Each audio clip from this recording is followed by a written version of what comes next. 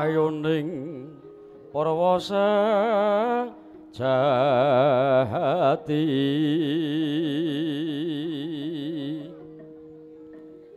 Pangira jagat godhong kinarya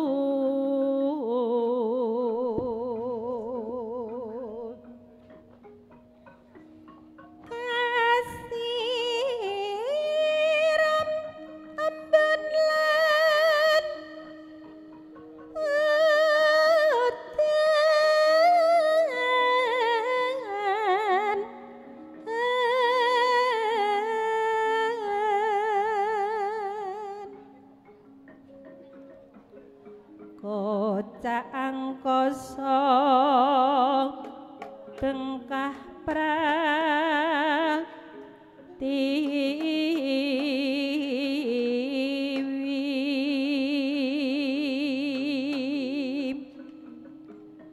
oyote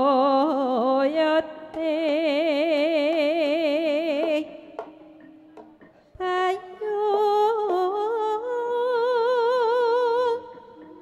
Bajra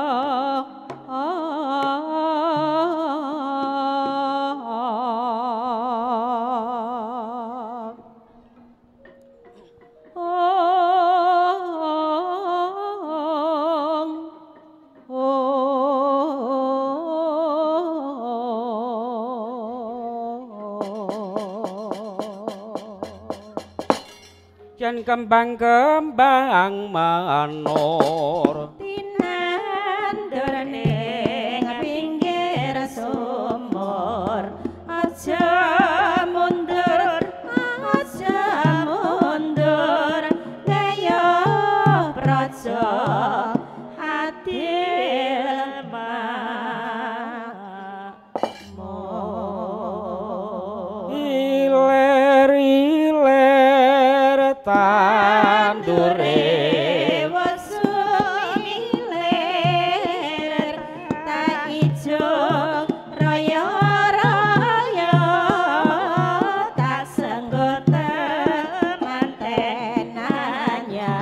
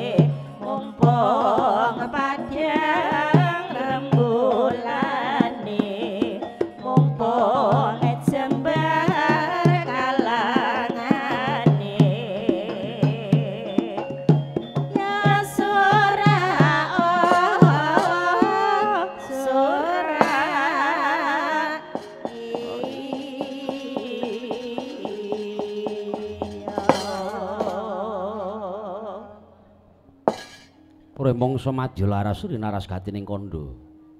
Kandha-kandha kudu kumedhap kadya kedheping kenya tinari krama.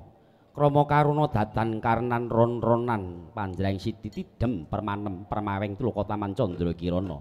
Rwentah anglela pimarbawing surya radri sinawung gitaning pramana. Padoning isih dupi wis dumugi tekaing dalu. Dereng anjik sambut ing kandha. Nalika semana Raden arani wancining kang gara-gara. Rapat pono kawan catur suka parisuka lamun cinandra madal saking tirta kencana candrane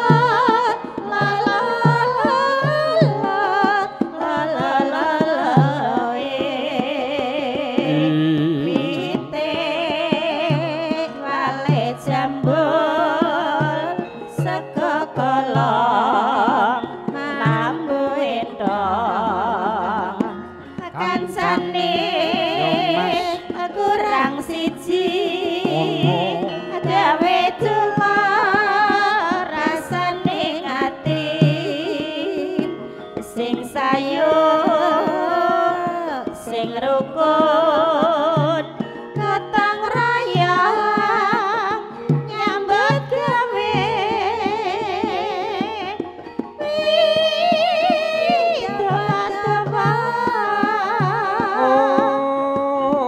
sing sayo sing rukun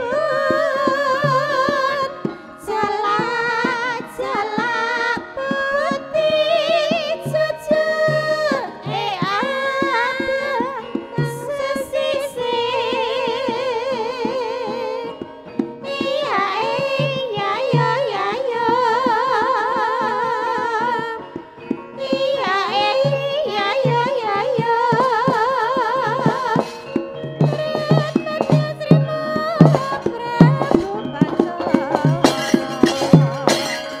Kapawan sini wis tanggung laras wis cumapis ketutup maring budaya Jawa kang cinodra rarawitan barung tembang kidung terus barung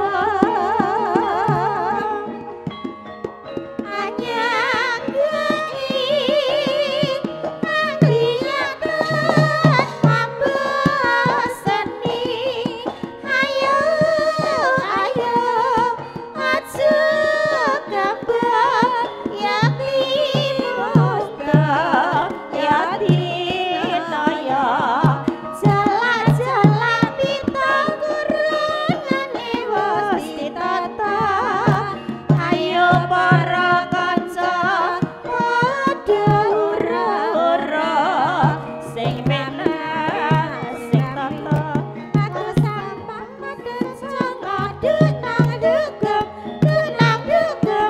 tunggu cicir pindho loro turutan tamu gelang yen ditunggu aja kurang priyagung padha nyawang padha canco tali wangga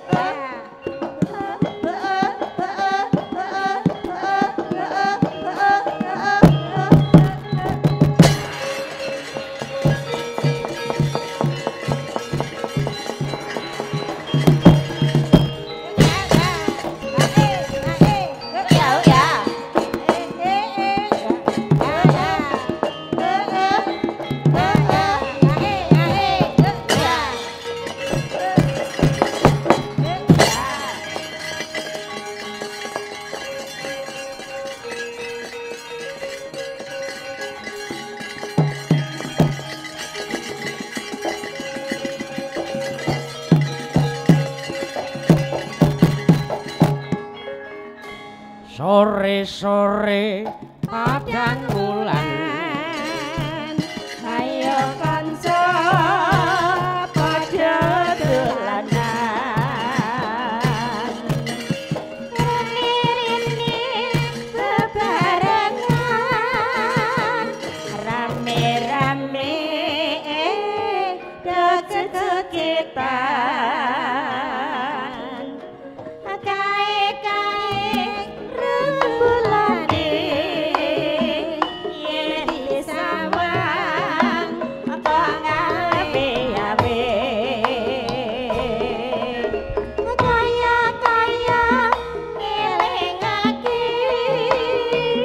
kanca kabeh aja turu sore-sore. Kathok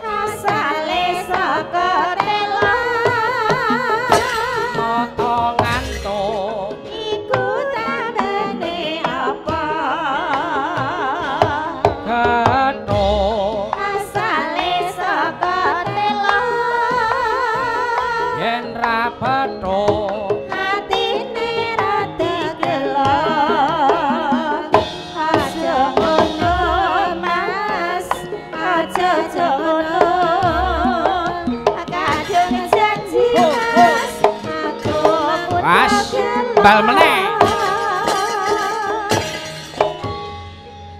Alhamdulillah. Raketang sak cengklengan. Ibu Swarawati Waranggana ugi sineng guyung nenggih kadang sutresna budaya. Bengi iki ngayahi sampur kapercayan saking panjenenganipun Simbah Switana Enggenya Nandar Duk Enguni wayahipun ingkang ngadimas Aditya Prasaja Atmaja putra panjenenganipun Bapak Sukanan Ibu Sri Maryani tetela sampun ngancik dewasa sampun dipun tetakaken.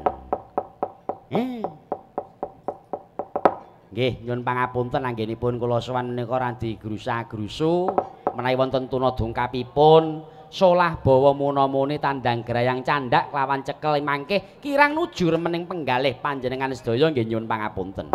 Amung kula mbok menawi nenggih sule atur saking panjenenganipun kang mengugati Bapak Sukanan Simbah Switana pilihan nampi dhateng sedaya para tamu kirang nuju remen nggih kang mengugati nyuwun pangapunten ugi. Nah, dasare yo sound system komplit jangkep enake. Matur nuwun Dik. Karena dengan adanya panjenengan kami bisa beredar tanpa panjenengan suarane bablas tenan. 2 tahun arepe yo lagi iki mayang. Ngonoe comok maksude mocok. Mocok karo Kang Gunadi. Iki putrane ya wis prigel menjuarai berbagai lomba ana taman mini go meneh-meneh Kabupaten Pati iki ya wis ora pangling meneh. Adiku lanang Hilal. Waranggana cukup loro. Ning ya bengi iki kaya di jangkung karo sing gawe urip pethukna karo Kang Wek. Nah, suwe ra tau pethuk nyang Sumantra. Saiki malah lemu. Kabare ning kono ki dadi bos sate. Meneh-meneh sing dembung kuwi, wah. Pentas ning Jakarta. Lah. Bingung.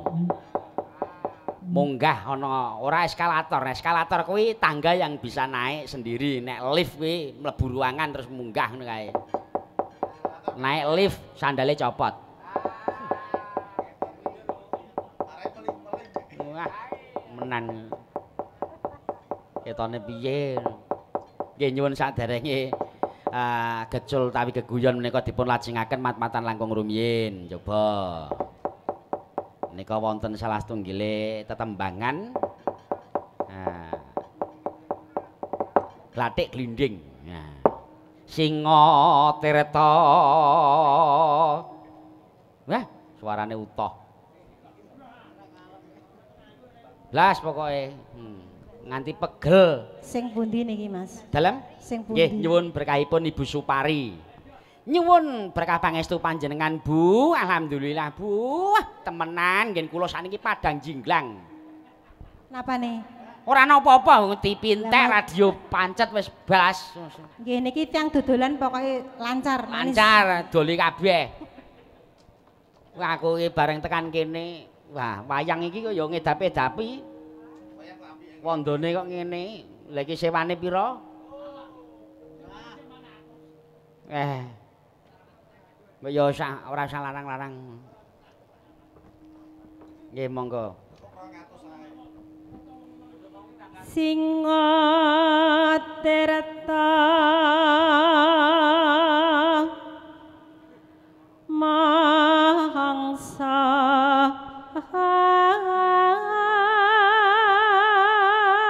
Saya juga sudah mendapat kabar dari apa kuwi lewat HP. Alhamdulillah untuk Kabupaten Pati yang sekarang dan sampai seterusnya semuanya masyarakat dilarang membawa masker.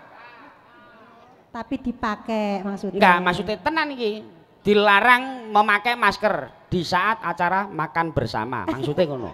Maksudnya ngono. Ngarep mangan nggo masker apa ya iso? Jalma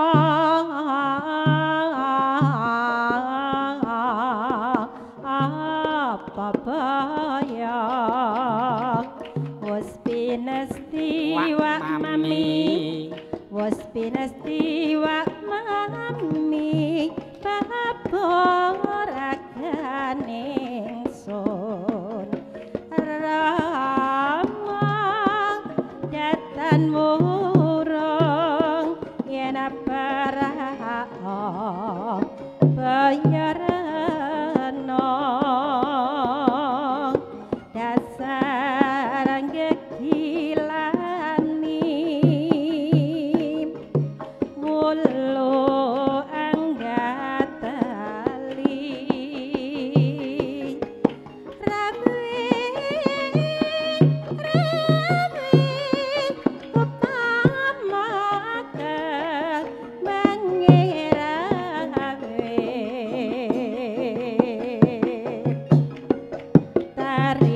tarimakno kersane yuang witi yen taber Riri lanas titi iku marganipun irama ora suwe pangeran apa ring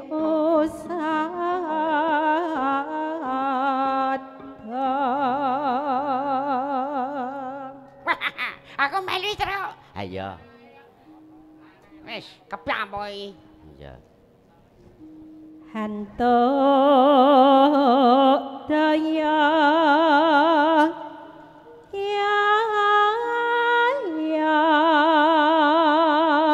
entuk daya weruhing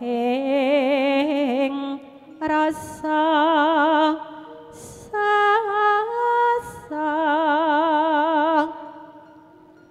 rasa mulya lan kanggenung kasing karsani lalagawasu kahengarsotan paswala tan ana rasa semelang kang peteng kinawe padyang cinaket ing mawenang sewenang benang tahan tulus sinendalang ambali sinampen dalanging hati manembah siang ratri sarana antuk aksami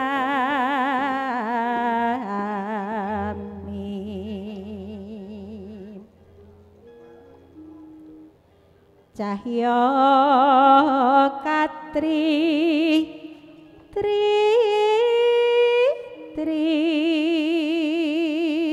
ketok le klasik ya truk lah iya penak nganggo wedangan kopi wah kokoh gethuk udute klobot lho jaman biyen ting we mantep kok wis nyawiji cici Kandiji Darji malah sing ora-ora petuk karo poting jarene Kak Wek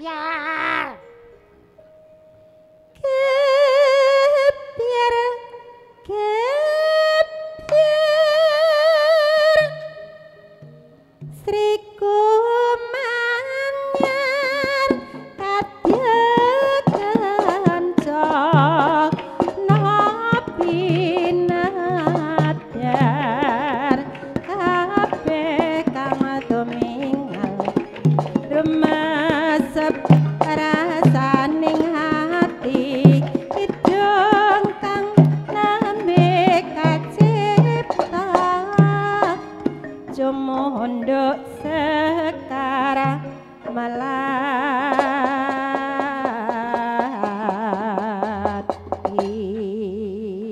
Alhamdulillah. Wah iya ya Le. Ha iya, iki glathik glinding wujude Kang. Ya klebu Kawasaki. Apa kuwi? Kawak-kawak metu saiki. Ngono. Nadyan glathik glinding kuwi mau dicipta aku durung ana, besok nganti aku mlebu nyang guwa. Ya ora bakal mboseni merga ling kripta tembang-tembang Jawa kuwi nganggo tirakatan tarak brata. Ora talak brata, tarak brata. Nganggo teteki, ora kok mung guru-guru seneng-seneng sak umur jagung, mung trima nggo nglemiske lambe mblendhona wetenge dhewe iki ora.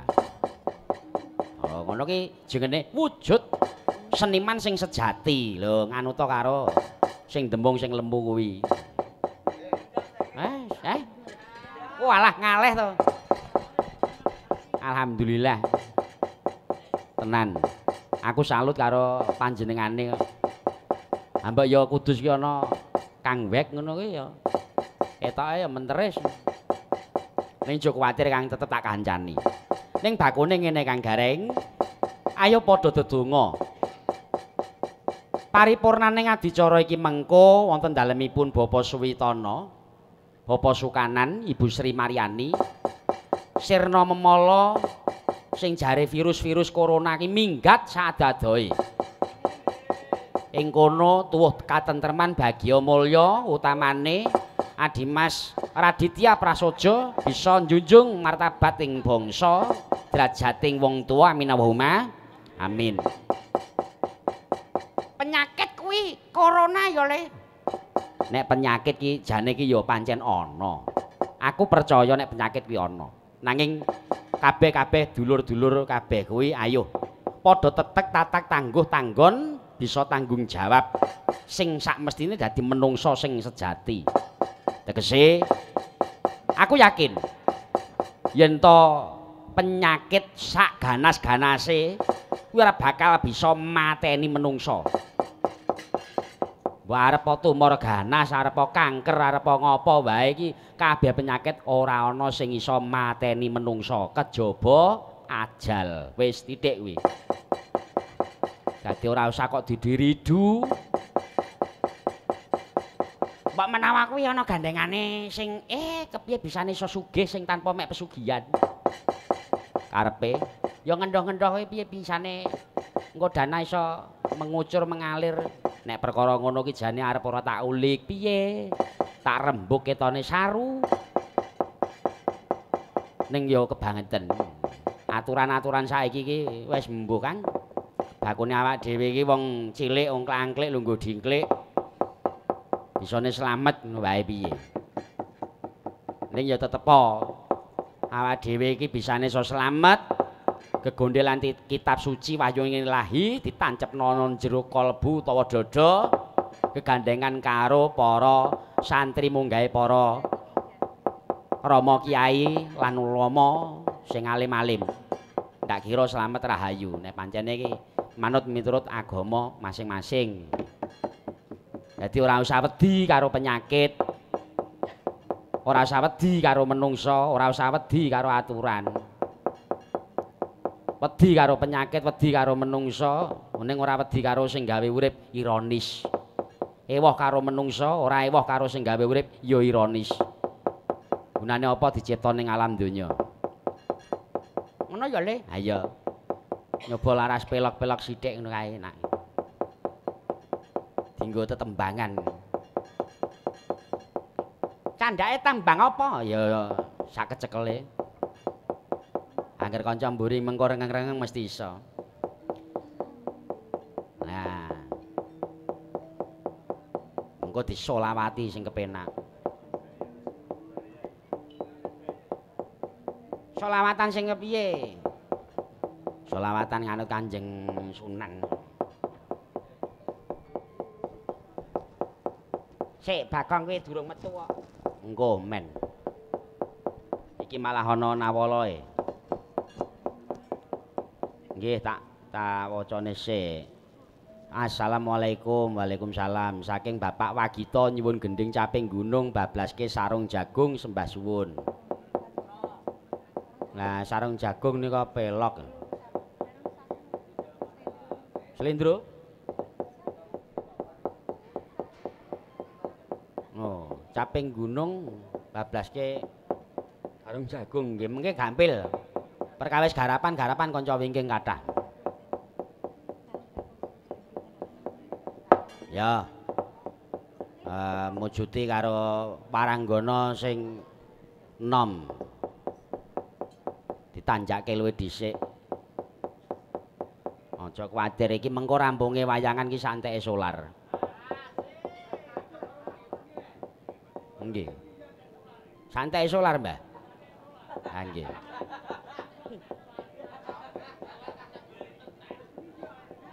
Lah ya. Ora kok perkara diguraki ora.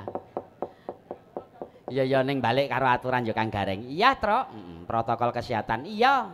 Ah nek kabeh kuwi kancen yo wis do sehat kabeh ora ana sing penyakiten. Amin amin amin ya rabbal alamin. Ya. Yo digawe luwih dhisik sing wedok paling wetan dhewe karo ben anu kenalan sik. Nun sewu paring asma sinten, Mbak? Kula dereng tepang e. 2 tahun kok lagi ketemu iki ana sinden anyar. Wah, jan mripate mblalak-mblalak. Si nderek nepangaken Mas Petro. Nggih. Kula Wiwin. Wiwin. Wiwin kayen po? Sanes. Wiwin Marianti. Oh. Lah nggih. Omahmu ndi? Kula saking Kudus kemawon. Oh. Kudus? Nggih. Ndek bojo apa durung? Alhamdulillah sampun. Sapa? Duka. Loh, Lah kok ngurusi bojone ki piye? Loh, kok ngurusi bojone iki ya diurusno. Lah mengko nek misale aku ora weruh njur digodha, mengko gek engko malah kena perkara. Ngoten. Ayo. Angsal jujur. Loh. Angsal jujur kok ora oleh kuwi lho. Malah iki ya malah mokal iki. Iya. Nggih, sampun. Sampun gadah garwa.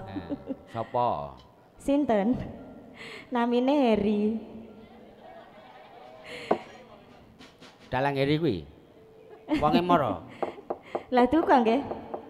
Tulung nek mara Sing iki. nggih, rumangsa mawon. Nek mboten rumangsa nggih sampun. Aku ora tau pethuk wonge upama weruh ngono tak gecek ndase. Ngoten nggih. Mangkeceke mawon. Menan aku jane wis dikenal-kenalno karo Pak Dewek. Yuk ning Sumatera wae. Jegurno. Lah nggih. Sae lho wonten mriku lho. Apik. Ha nggih. Apik temenan apik. Nganti waranggana tak jak mrono ki saiki wonge bablas. Muga-muga ya di ngapura dosane. Amin. Lah iya. Temenan aku ki ditinggal kanca-kancaku kok. Jo ana perkara corona kaya ngene iki melu kanca-kancaku. Iya. Yo coba iki sing anu wae dhisik sadurunge caping gunung nglaras rasa bawa wis bawa. Bawa win sing kepenak. Bawa apa? Ya ngono Ngelak Mas. Malah wedange dadi jipuki. Lho niku bagiane piyambake kok panci. Iki ana berita kehilangan. Napa niku? Bagi siapa yang menemukan teko berisi kopi sak gelasnya mohon dikembalikan. Alah, tibake. Ya ngono nang ngombeni ya, sombeni ben sadar. Ayo. Do wong ayu sing gampang wae nyidam sari. Enteng-enteng.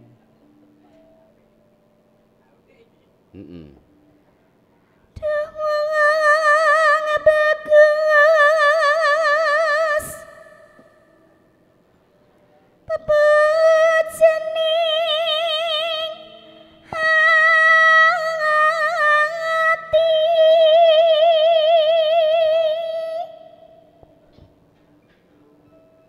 Kaya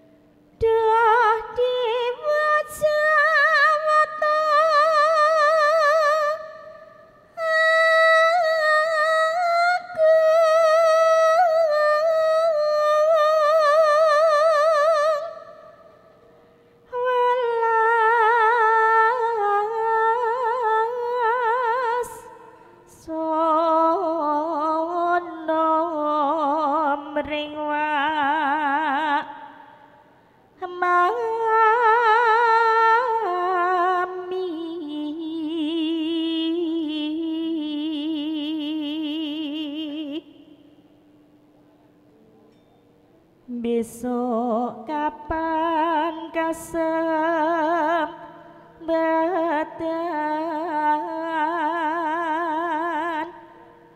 cecir lan wong bagus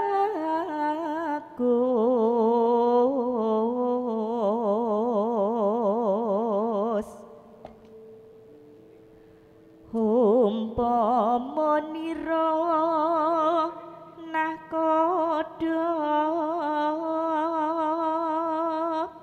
tanpa prau sasat sarat den pepatri.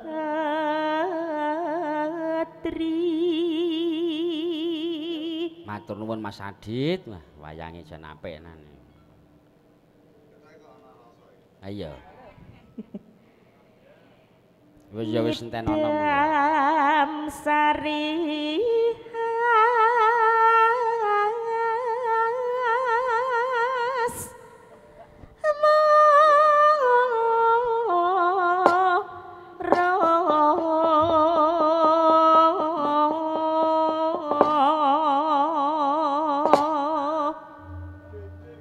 umpama sliramu sekar meladi aku kombang nyidam sari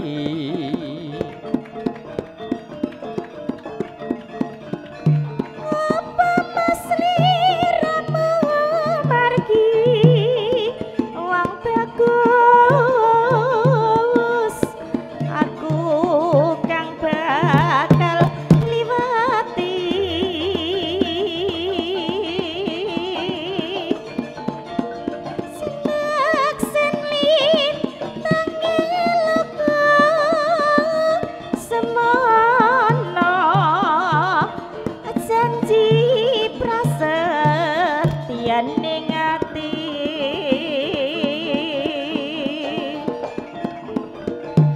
tan sakuman ning netra rinasa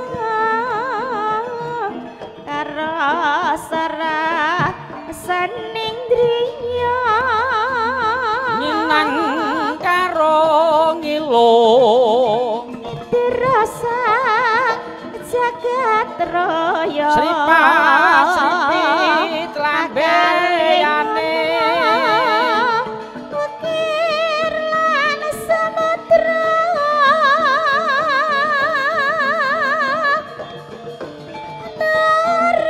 narahilang memanisi aduh dadi hati kanjine aja citra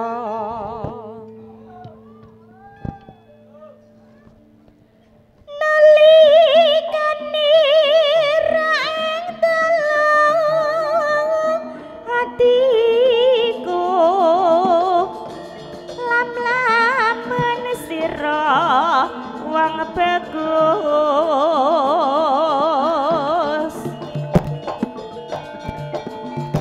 nganti mati ora bakal lali Munggahne. lekailin pangemanku Ayo Gong rene Gong.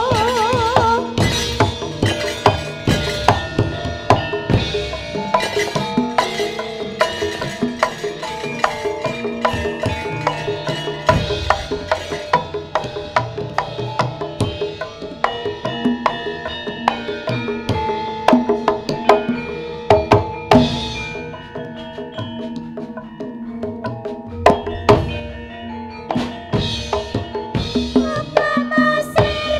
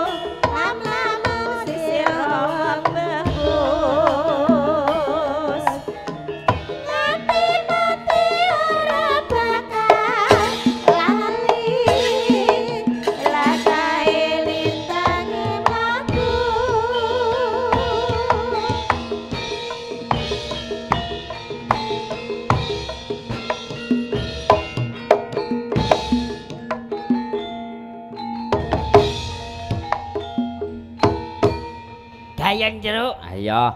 Sing ngendang ya isih enom. Iki mau sakbarane hilal kanca-kanca kabeh. Isih SMA. Iya. Idam Sari wis diaturke. Muga dadi remening penggalih.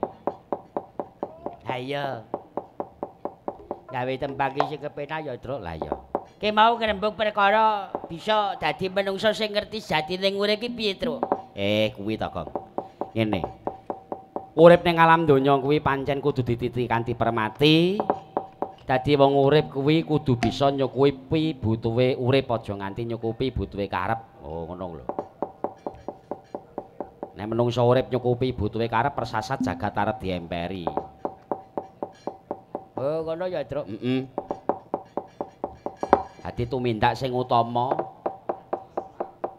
lan maneh iki wulane wulan besar, Gong. Wingi wis padha nindakno nggone salat komplit kabeh. Iya, karo korban ya, Truk. Heeh. Sing duwe iki ana korban ya macem-macem, ana sing kebo, ana sing sapi, ana sing wedhus. Seniman-seniman niki sing korbane korban perasaan. Menan.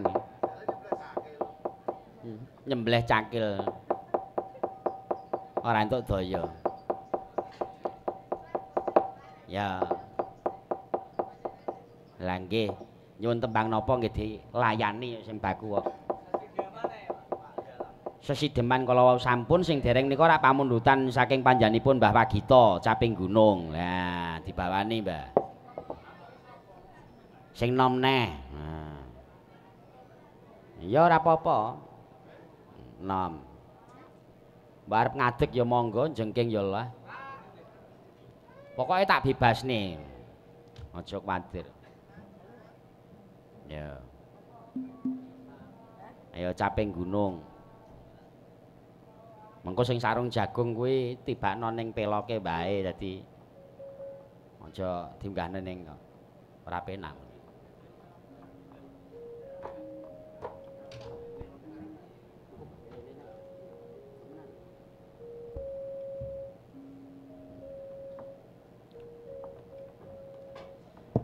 Saben bengi nyawang. Ayo.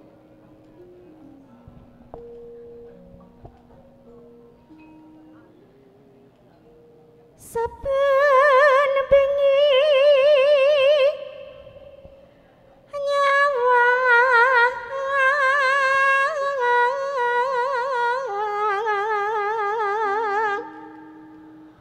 konang.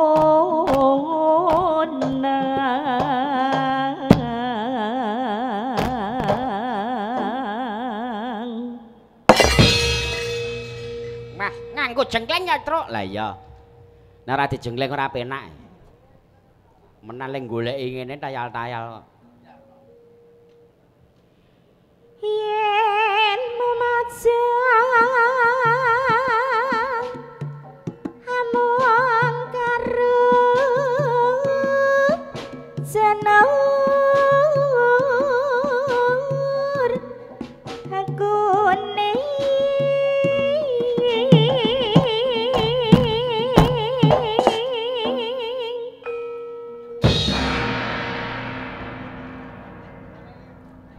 Ya aku kari nganut wong aku ya ora mbayar ae.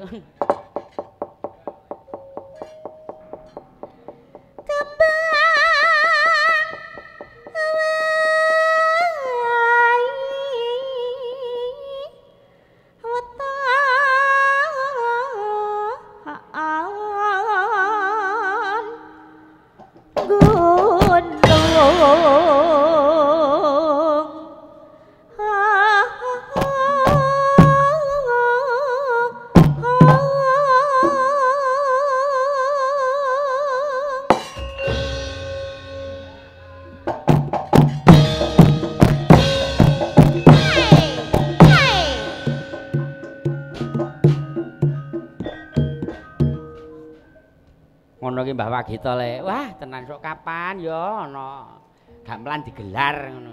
Lah bengi iki wis kasunyatan.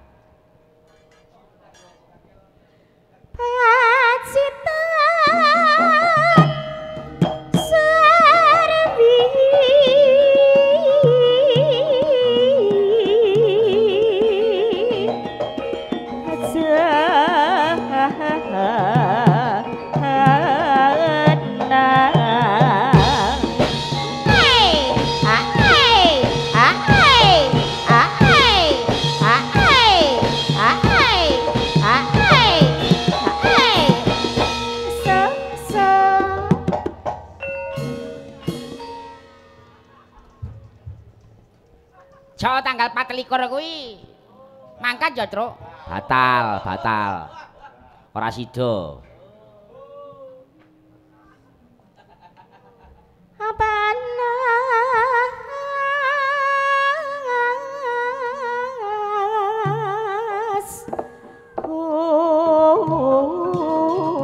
udan. Ayo yo.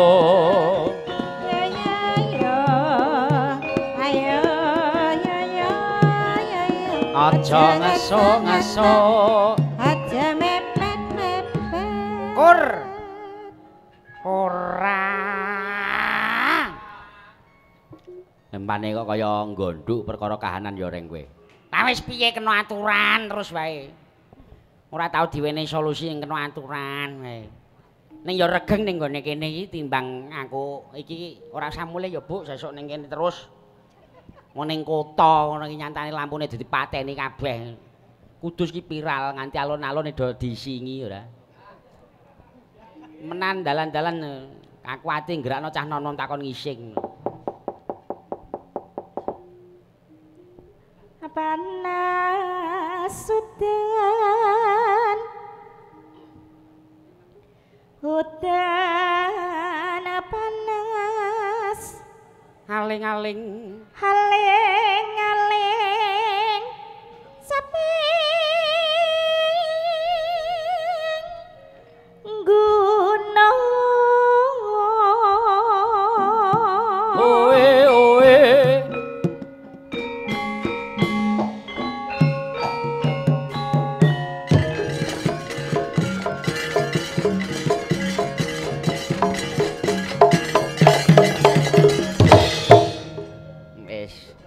sithik wae, rasa akeh-akeh. Le ngendang iki pokoke dilos. Ora usah nganggo masker ora apa-apa. Nyepeda nganggo masker. Olahraga mlayu nganggo masker. Lah niba to. Nah, menungso iki butuh oksigen. Malah menghirup karbon. Ayo ya reng, ayo. Aku kene tak pikir-pikir menungso saiki dipadakno karo truk. Lah kok iso nganggo terpal, cangkeme diterpali. Aku diloroi ya meneng wae ora ngerti rupane. Yo, bacut. Natian wadon sarta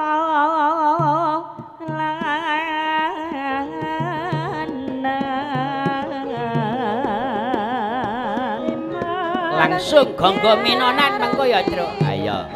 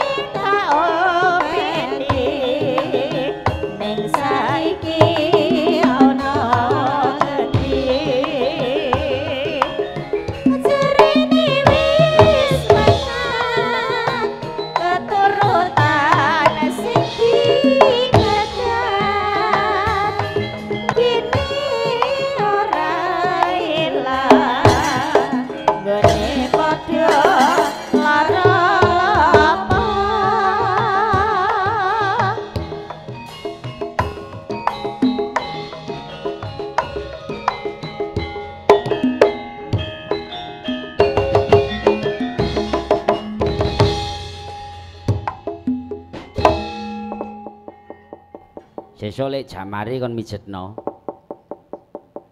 Kok ngono, Truk? Lah ya wis pokoke di ngaso. Suwe ra tanggapan bisa namo. Ya wong semangat kok piye? Ora mikire babakan redana, sing penting ki rukun guyub. Mujuti keluarga agung masyarakat Maitan khususnya bisa saya rukun baldoton thayyibatin warobun ghafur amin Allahumma amin. Ya Rasulullah salamun alaik ya Rafi'il asyabi wa darati afata yazid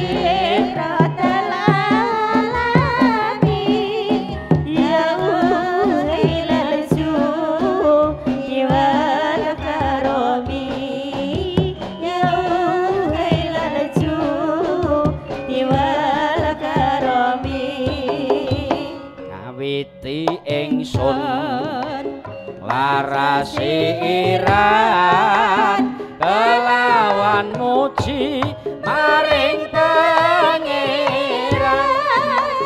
kang paring rahmat lan kanikmatan rina wengine tanpa pitungan rina wengine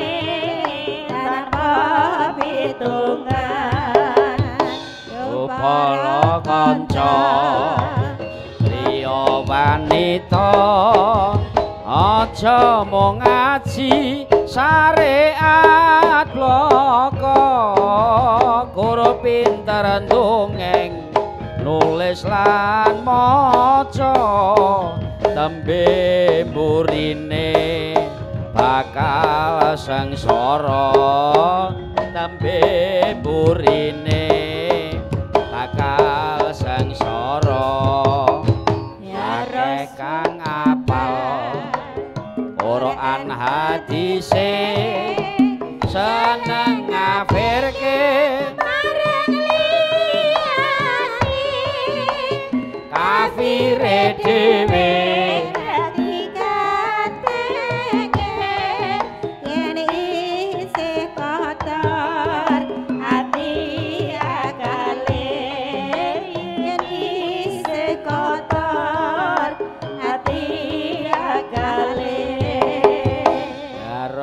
Rasulullah salamun alaihi ya Rabi asni wa darati adfatayati rotalalabi ya hailal judi wal karami ya hailal judi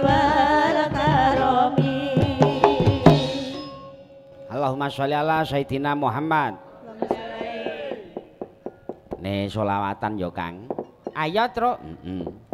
Warisane walullah panjanipun almarhum Mbah Gus Dur. Wah iya. Kaya ngapa kuwi tetep panjenengane kuwi wah tenan. Duweni kontribusi tumrape negara Indonesia. Sing gedhe temenan kuwi. Mula ngendikane Mbah Gus Dur kene iso ayuh padha sinau jagat cilik karo jagat gedhe. Men bisa dadi Quran Qadim. Oh ngono ya Truk. Lah iya. Digeragapi digerayangi. Mula ana tembung sak bejo-bejane wong lali si bejo sing eling lan waspada kebak ing pengati-ati. Ora arep medeni iki ora ning alam donya iki wis tuwa pancene maneka warna matumpa-tumpuk mula sapa lena mesti kena ayo sing baku ora sapadha wada winada cela cinela ayo kebak kerukunan aja nganti kisruh aja gampang diobak-obak aja gampang kena virus apa maneh kuwi sing jaman saiki sing gegirisi kuwi nyeng jaman sosial media. Berita sing melenceng pirang-pirang, ora mung pisan pindho. sedina kuwi ora hitungan. Mula sing ati-ati. Iya ya, Truk. Kowe wis divaksin, Truk. Aku ora pitik kok. Dadi aku ora vaksin. Nek didata, ben didata wae. Malah kebeneran. Jare nek didata untuk bantuan. Bantu apa? Bantu gremengan. Ndatani. Terus ditutoh lah ngono ki sing lara nyene. Ayo ya, Truk. Ya, iki mau wis diaturke. Saiki pamundutan sarung jagung. Mergo iki ana prangkone, mengko iki tak dum karo bala kanca. Alhamdulillah. Nah, iki ana prangkone rokok. Sukun sak pres. Sing sak plat kontan, sing sangang plat nusul sok nek tanggapan neh. Karo duit 1 juta. Oh, tenan iki lho. Sing 100 sik panjere. Kurange mengko. Ya. Larase melok. Nah, bukane bonang. Monggo Bu Supari. Nggih.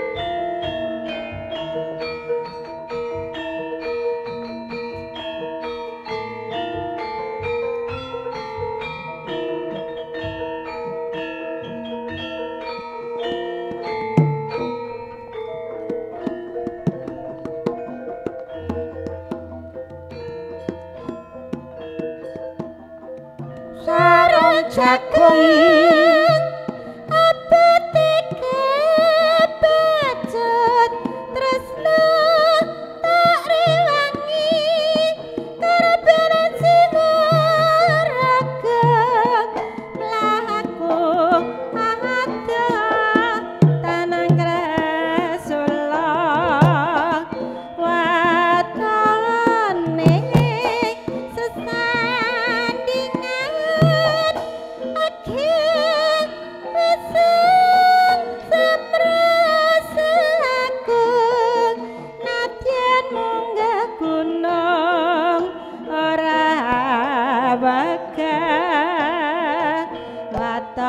Tan saha sumanding mung tansah eling sarung jagung rasane kabatan tresno yen tan weruh sedina kaya setahun sarung jagung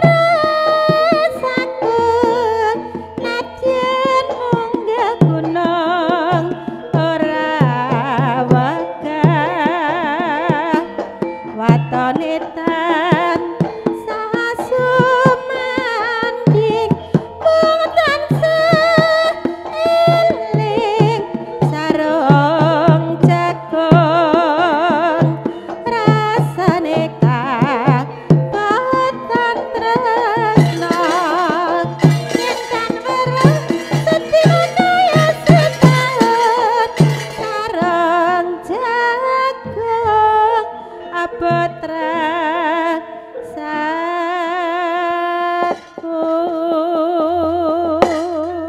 sarung jagung klobot abot ya Truk ha iya abot rasane wis jam pira Truk ora usah nganut jam-jaman isih sore tenang wae sing baku kuwi ora ana urung ana laporan ngono lho maksudnya lah iya esuk-esuk monggo sinten ingkang badhe nembang nggih nyumanggaken mergi kula menika konsepe nganut Kang Gun bengi iki lah iya Bu Supari badhe ngedalaken primadona napa nggih Pangurinoso nggih dalem kepengin bawa Pangurinoso wah nggih nika kagem sinten tamane kagem sedaya pamirsa oh nggih sing demung sampung kapang sanget lho sing demung sing pundi nggih Pak D Jamari oh sing bocah lugu niku nggih oh nika le kangen kalih buru kini sakpole nggih bocah lugu bocah mboten ngerti napa-napa niku nggih bem nggih nek pun nyepeda ngono wah menan diloroi meneng bae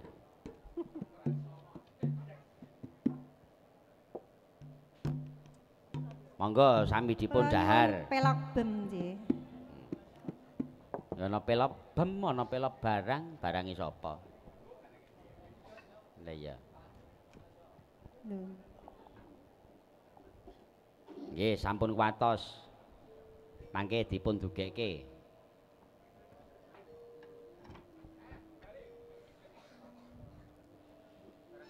Rina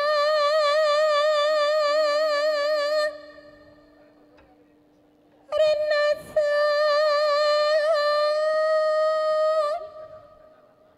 saya rasa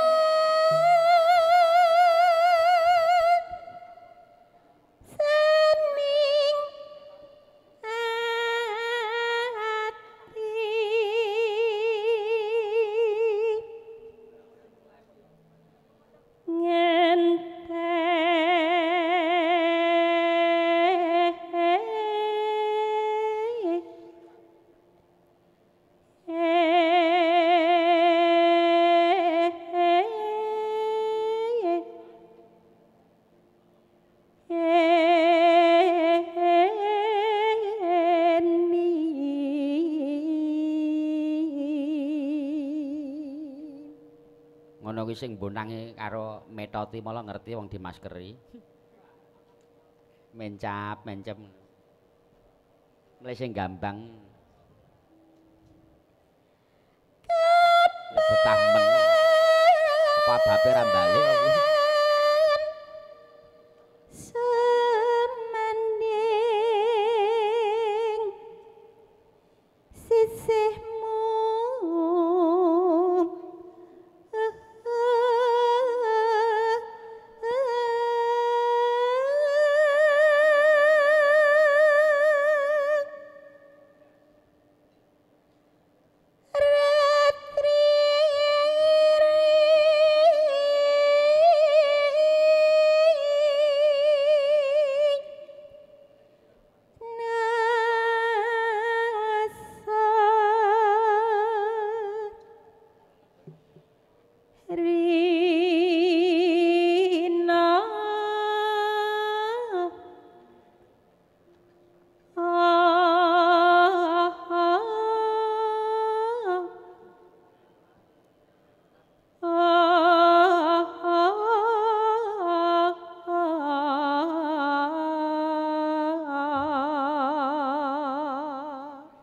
Bu Supari le bawa pangkur aku genti di WA karo sing wetan Mas mengko anu apa kuwi prangkone Aja didum, ngopo listrike wis entek jare. Halah. Seniman do kere. Iki didum kancane kok piye. Malah nggo bayar listrik. Yen was rina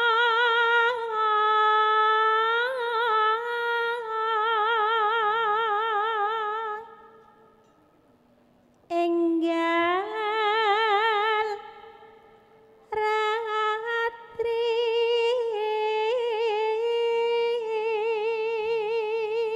Nek wis rina ndang cepet wengi lho arep coba. Arep ngapa, Truk? Sembayang tahajud, ngono, salat hajat, tindakno. Ngono. kang